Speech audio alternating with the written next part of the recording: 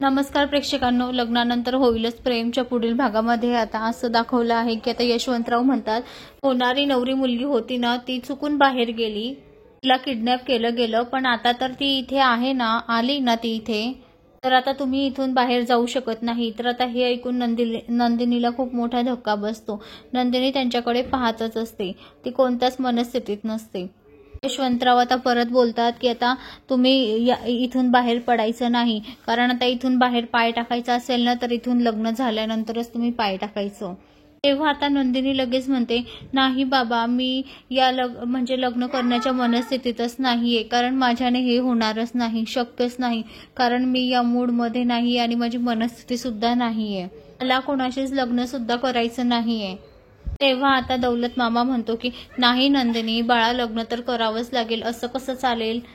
आता नंदिनी हात जोडते आणि म्हणते, नाही बाबा, मला लग्न नाही करायचंय, मी तुमच्या पुढे हात जोडते, कारण मला आता माझी मनस्थिती सुद्धा नाही आणि ही काय जबरदस्ती झाली, ही जबरदस्ती थोडीच करायची असते अशी. तेव्हा आता ते सगळ्यांच्या चेहऱ्याकडे बघत असते.